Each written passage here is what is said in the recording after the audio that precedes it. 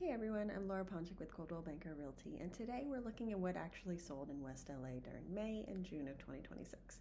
So if you've been asking yourself, are buyers even still competing? Are prices still rising? And what are the opportunities right now? We are about to dive into that right now. Let's dive into the data. So the first thing that really jumps off the page is how resilient the West LA market still is. So single family homes remained eerily exactly the same from May to June at 79 closings, but the average sales price actually jumped from roughly 2.79 million to over 3.1 million in 1 month. That's nearly a 12% increase in a very short period of time, and which is why I love doing these videos, because it's always changing. So homes are continuing to sell at roughly full ask or even better, which is telling us that buyers are definitely still willing to compete when the right house comes to market. So what really stood out to me was the number of homes selling substantially above asking. To me, I don't see this as the selling agent doing a bad job of pricing the home. I see it as buyers who are aggressively pursuing well-priced homes. And I also highly suspect that it has to do with AI bubble and the stock market doing well in recent months. So there were 4 instances of homes that sold above 118% over asking, and in each of these 4 instances in May and June, they were all roughly or more than $500,000 above asking. So if people say competition is not happening, definitely not the case. Switching gears a little bit, moving over to the condo and townhome space, this is really an opportunity where I think buyers should start paying attention, because single family homes and those ones that are 500K over asking are not the norm. I think what most buyers are looking at, trying to find slightly more affordable homes, which of course is going to be in the condo world. We saw an increase from 80 to 90 transactions from May to June, which was really indicating that buyers are becoming more interested in becoming homeowners. Prices, however, softened slightly. So the average condo sold for about 1.28 million in May, whereas it was 1.21 in June. Same thing with the median sale price was aligned with that, went from 1.04 million down to 1.01. So we're seeing them move a little bit faster. We're seeing average days on market drop from 39 to 35, which is great, because I've been tracking this all year, and the years before, of course, too. But days on market for condos have been very, very high. Not a lot of movement, so it's good to see these numbers coming down. That means that they're priced right, people are interested, and that we're seeing kind of a trend in the right direction.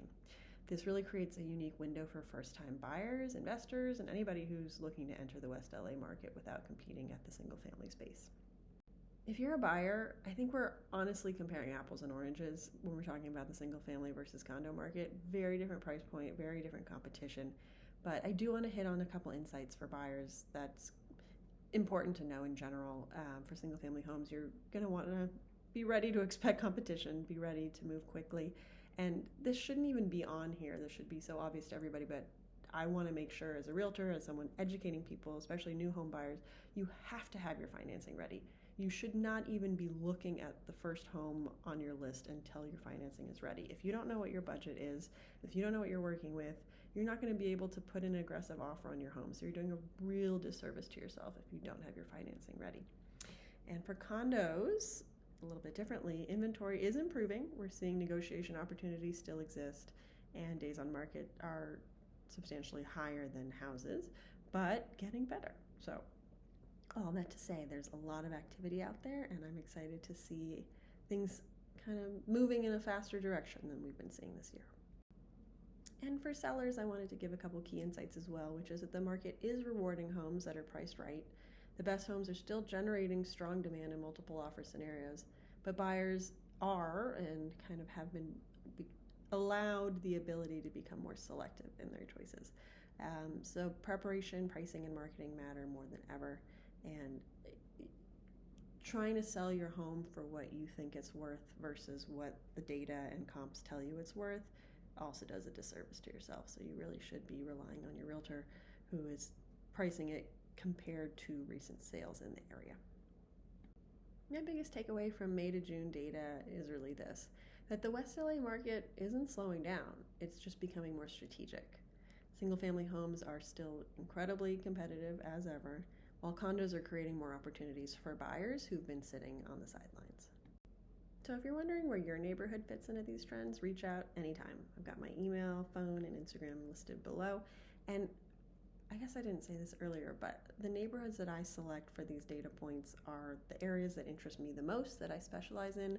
I'm not including the Palisades, I'm not including Malibu when I talk about the West Side. I don't really believe that those homes are indicative of what the average first-time buyer is searching for.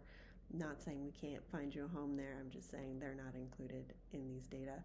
I also have homes east of the 405, Century City and Westwood included, because those are the areas that I specialize in. So happy to customize this to your search, and until next time, I'm Laura Ponchick, and I look forward to connecting. Bye.